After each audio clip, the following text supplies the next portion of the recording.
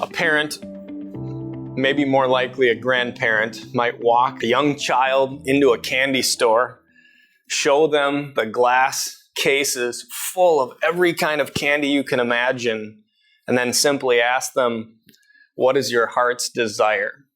What is your heart's desire? If it were me, they would take me to a butcher shop, and they would show me all of the meat behind the glass case and say, what is your heart's desire?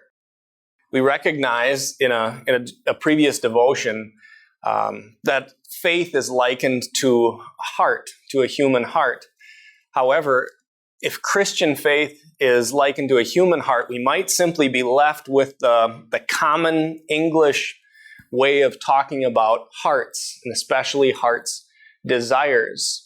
And that might be what we want desperately, or what our passions are, what drives us. Might even have to include our lusts, or the things that we want that perhaps we shouldn't want.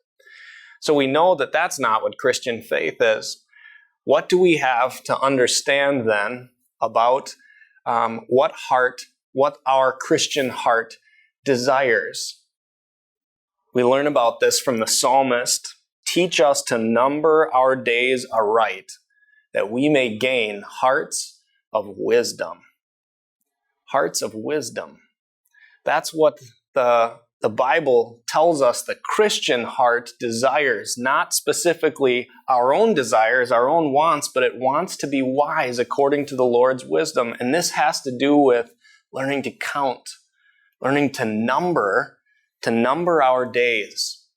Not specifically to count up all of our days and see how full we can make each one of them, as if filling up our days with all of the most pleasing things we can think of is the end goal of Christian faith, but rather to count down our days, rather to count down toward that day when our Lord will take us from this body and life and deliver us finally to the eternal paradise with Him forever in eternity. The Christian heart of faith desires to be taught to be wise according to the numbering of days, learning to count down toward our Lord's rescue of us from this body and life to Himself in heaven. Lord, teach us to number our days aright. Amen. Do you need a break from social media? Your newsfeed can be stressful, but God's Word offers peace. That's why we offer Peace Devotions in both email and podcast form, so you can receive a message of God's love and forgiveness without having to brave your newsfeed. Sign up for our emails and find podcast links on our website, peacedevotions.com/connect. This devotion was produced by the Evangelical Lutheran Synod with funding provided by members from several ELS congregations. If you would like to support future devotions, you can donate at els.org/donate.